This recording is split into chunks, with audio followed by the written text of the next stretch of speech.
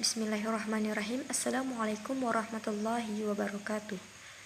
Perkenalkan, nama saya Murni dari kelas Hukum Keluarga D, yang mana pada hari ini, bertepatan pada hari Kamis tanggal 28 April 2022, saya akan menjawab pertanyaan dari soal ujian tengah semester Fikih Menakah 2. Yang mana dosen pengampu saya yaitu Bapak Kemas Muhammad Gemilang SHIMH. Langsung saja, soal yang pertama yaitu jelaskan perbedaan syikok dan nusus secara terperinci beserta contoh dan bagaimana cara penyelesaiannya. Poin pertama adalah syikok. Syikok itu secara bahasa yaitu perselisihan, permusuhan, dan pertengkaran. Nah, ini biasanya dihubungkan kepada suami istri. Dan juga bisa disebutkan maknanya yaitu pertengkaran yang terjadi antara suami istri secara bersamaan, yang mana mereka berdua ini tidak dapat menyelesaikan permasalahannya. Biasanya syikok ini terjadi karena suami atau istri atau keduanya itu tidak menjalankan kewajibannya masing-masing. Nah, adapun salah satu bentuk contohnya yaitu ketidakmampuan suami dalam menafkahi keluarganya. Dan cara penyelesaian permasalahan syikok ini yaitu mereka itu harus mengutuskan 2 orang hakam, yang mana satu hakam itu dari pihak suami, yang satu hakam lagi itu dari pihak istri. Hakam ini itu bertujuan untuk menelusuri apa sih sebab-sebab terjadinya syikok ini, dan hakam juga akan berusaha untuk menyelesaikan permasalahan syikok ini. Dan jika permasalahan syikok ini tidak dapat diselesaikan, maka hakam ini juga memiliki wewenang sebagaimana wewenang pengadilan agama, yaitu dapat melakukan perceraian antara mereka, yang mana perceraian itu dapat berupa khulu ataupun dalam bentuk talak. Poin yang kedua adalah nusyus. Nusyus itu secara bahasa yaitu membangkang atau durhaka. Nah, secara istilah adalah sesuatu tindakan yang melanggar tata krama dalam rumah tangga, baik itu dilakukan oleh pihak suami ataupun pihak istri. Nusyus ini terbagi menjadi 2, ada nusyus suami, ada nusyus istri.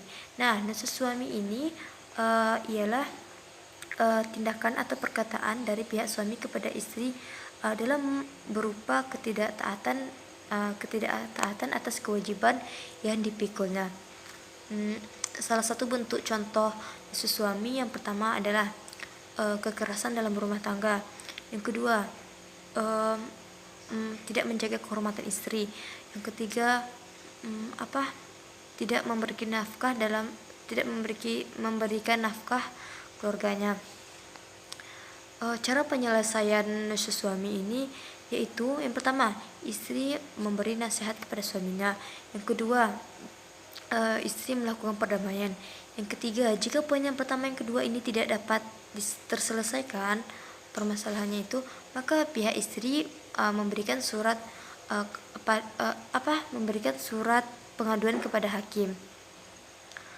Adapun nusyus istri yaitu salah satu bentuk contoh dari nusyus istri yaitu istri tidak mau pindah ke rumah yang telah disediakan oleh suaminya tanpa alasan yang benar. Yang kedua, istri berjalan dengan orang yang bukan mahramnya. Yang ketiga, istri keluar rumah tanpa izin suaminya. Adapun cara penyelesaian nusyus istri yaitu pertama, suami itu menasihati istrinya dengan cara yang baik. Yang kedua, jika poin pertama ini tidak berhasil, maka suami berhak pisah ranjang kepada istrinya. Yang ketiga, jika poin pertama yang kedua ini tidak berhasil juga, maka suami boleh memukul istrinya keluar dari kepalanya. Karena ini sesuai dengan firman Allah dalam Al-Quran surat An-Nisa ayat 34. Adapun soal yang kedua adalah jelaskan perbedaan fasakh dan khulu beserta akibat hukum dan hikmahnya, baik terhadap suami ataupun terhadap istri. Yang pertama adalah fasakh. Fasakh itu secara bahasa yaitu batal. Nah, secara istilah yaitu lepasnya ikatan perkawinan antara suami istri yang disebabkan oleh terjadinya cacat atau kerusakan pada akad itu sendiri, atau juga bisa disebabkan karena hal-hal yang datang kemudian yang menyebabkan akad itu tidak dapat dilanjutkan.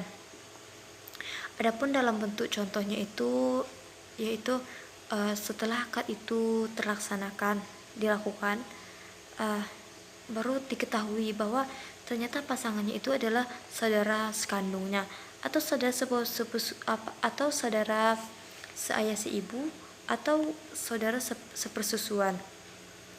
Nah, akibat hukum dari fasakh itu ialah yang pertama, istri tidak dapat dirujuk kembali.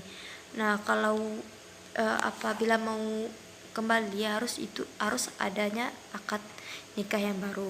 Yang kedua, yaitu fasakh tidak akan mengurangi bilangan talak menjadi hak suami. Adapun hikmah adanya fasakh itu yang pertama ialah melindungi hak-hak perempuan lainnya ya, seperti hak mahar ataupun hak nafkah. Yang kedua, dengan adanya fasakh, maka pernikahan itu bukannya sekedar menyatukan antara laki-laki dan perempuan, tetapi kan juga melahirkan keturunan dan juga menjalin kedekatan dan juga melahirkan kebahagiaan lahir batin di antara keduanya. Yang ketiga, hikmah yang ketiganya yaitu menjaga hubungan pernikahan antara laki-laki dan perempuan sesuai dengan ketentuan syarat. Yang keempat, yaitu itu menunjukkan bahwa Allah itu adil. Yang kedua adalah khulu'. Secara bahasa, yaitu melepaskan. Secara istilah adalah permintaan cerai dari istri kepada suaminya dengan cara memberi uang atau yang lain-lain lah kepada suaminya agar suaminya itu menceraikan dia. Mungkin ada beberapa hal yang menyebabkan mungkin ada beberapa hal dari suami yang tidak menyenangkan bagi istrinya, maka istrinya meminta seperti itu. Akibat hukum dari khulu itu, yang pertama, istri tidak dapat dirujuk dan berakhir dengan talak bain. Kalau ingin rujuk, harus menikah, harus melakukan menikah lagi. Terus karena ini berlaku pada pasal 161 kompilasi hukum Islam. Yang kedua, tentang akibat hukum terhadap anak atau anak-anaknya, maka sama dengan akibat hukum yang telah diatur dalam pasal 149 huruf D kompilasi hukum Islam, yaitu memberikan biaya hadanah untuk anak-anaknya yang belum mencapai umur 21 tahun. Adapun hikmah dari adanya khulu itu, yang pertama adalah untuk menyelesaikan istri dari belenggu suami yang tidak baik. Yang kedua, yaitu menghindari dari mudarat atau ancaman rumah tangga yang tidak baik. Yang ketiga, penyelesaian itu merupakan penyelesaian yang baik dengan mengembalikan lagi harta suami yang pernah diberikan kepada istrinya. Soal yang ketiga adalah apa yang dimaksud dengan li'an, terus bagaimana awal proses terjadinya li'an, dan apa akibat hukum dari li'an. Li'an itu secara bahasa artinya kan laknat. Nah, secara istilah adalah suami yang menuduh istrinya berzina, sedangkan suaminya itu tidak dapat mendatangkan 4 orang saksi. Terus suaminya itu juga bersumpah dengan atas nama Allah, dan dia akan menerima laknat dari Allah jika apa yang dia katakan itu adalah bohong. Terus awal proses terjadinya li'an itu terjadi jika istrinya itu tidak menerima apa yang dituduh oleh suaminya. Maka nanti itu suaminya itu akan bersumpah dan istrinya itu juga akan bersumpah.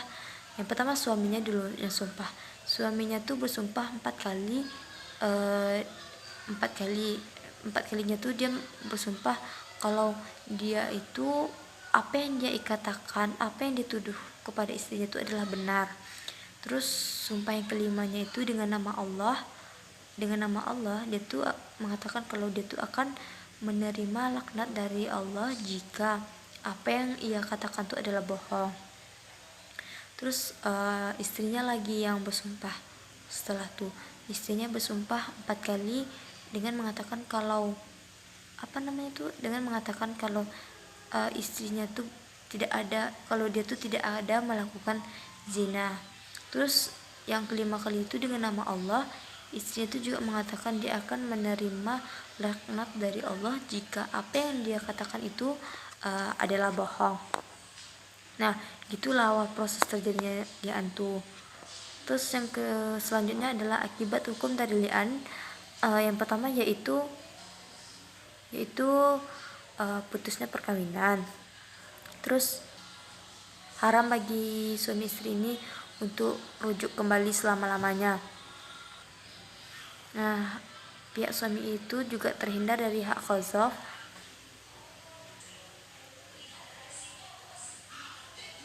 dan anak pun juga akan dinasabkan kepada istri dan keluarga istri. Kalau menurut kompilasi hukum Islam pasal 125 itu kan mengatakan kalau putusnya perkawinan untuk selama-lamanya. Mungkin sekian yang dapat saya jelaskan atau yang saya jawab dalam pertanyaan tersebut.